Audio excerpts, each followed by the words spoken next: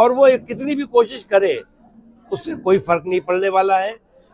संसद ने इस कानून को, संसद का ये कानून था और संसद ने ही इसमें सुधार किया है।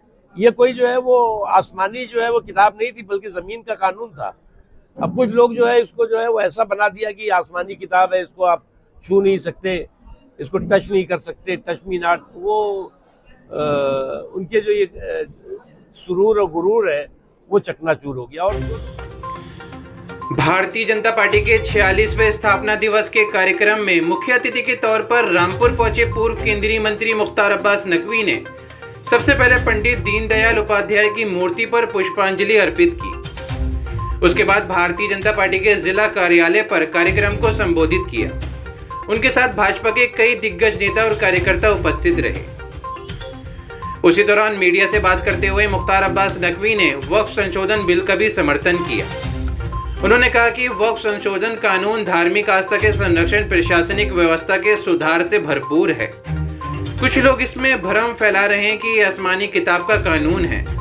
नकवी ने कहा कि यह संसद का कानून था और संसद ने ही इसमें संशोधन किया है। और क्या कुछ कहा मुख्तार अब्बास नकवी ने, आप सुनिए उन्हीं की जुबानी।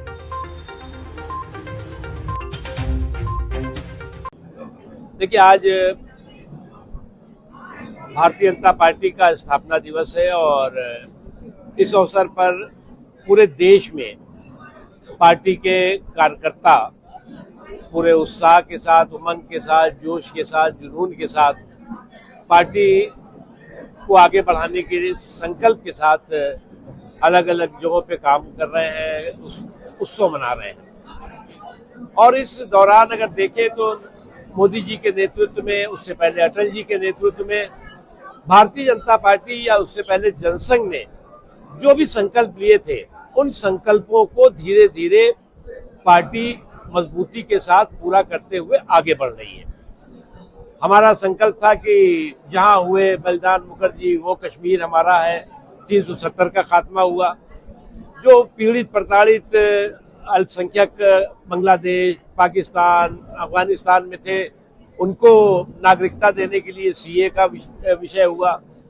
उसके अलावा जो है वो राम मंदिर का एक मुद्दा था, जिसको कि शुरू से 600 साल से ज्यादा समय से सैकड़ों, हजारों, लाखों लोगों ने कुर्बानियां दी। वो इसी दौरान राम मंदिर का, अयोध्या में श्री राम जन्मभूमि पर राम मंदिर का भव्य निर्माण भी हुआ। और अभी जो है वो आपने देखा कि जो वक्फ का जो सिस्टम है, वक्फ के सिस्टम की जो असंवैधानिक अराजकता और उद्दंडता थी, उसको संवैधानिक प्रतिबद्धता के फ्रेमवर्क में ला करके और वक्फ के सुधार की दिशा में भी मोदी सरकार ने बेहतर काम किया है। ये बात अलग है कि कुछ लोग सांप्रदायिक कुंड से सांप्रदायिक कुंड का साजिशी झुंड जो है वो एकजुट होकर के फिर से भय भ्रम का भौकाल खड़ा करने की कोशिश कर रहा है। मैं स्पष्ट करना चाहता हूं, ये सुधार जो है वो समाज के समावेशी विकास और सर्वस्पर्शी सशक्तिकरण को मजबूत करने वाला है। कई चीजें ऐसी हैं जो कि देश के हित में है, जैसे कि कॉमन सिविल कोड है, समान नागरिक कानून, वो भारतीय जनता पार्टी का संकल्प है। और जो संविधान है, वो संविधान का भी दिशा निर्देश है कि जो भी सरकार हो उसे समान नागरिक कानून की दिशा में आगे बढ़ना चाहिए।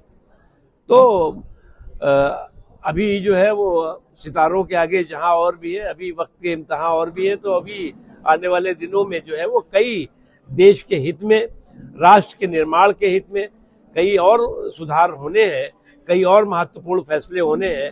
और मैं मानता हूं कि मोदी जी के नेतृत्व में ही देश इस दिशा में आगे बढ़ेगा।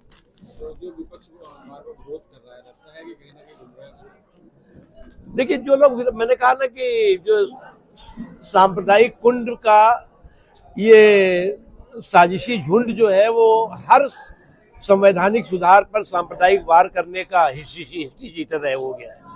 और वो कितनी भी कोशिश करे उससे कोई फर्क नहीं पड़ने वाला है। संसद ने इस कानून को, संसद का ये कानून था और संसद ने ही इसमें सुधार किया है। ये कोई जो है वो आसमानी जो है वो किताब नहीं थी, बल्कि जमीन का कानून था। अब कुछ लोग जो है इसको जो है वो ऐसा बना दिया कि आसमानी किताब है, इसको आप छू नहीं सकते, इसको टच नहीं कर सकते, टच मी नॉट। वो उनके जो ये सुरूर और गुरूर है वो चकनाचूर हो गया। और जो लोगों को समझ लेना चाहिए कि जो लोग सांप्रदायिक ध्रुवीकरण के चल से समावेशी सशक्तिकरण के बल को हाईजेक करने की कोशिश कर रहे हैं वो सफल नहीं होंगे।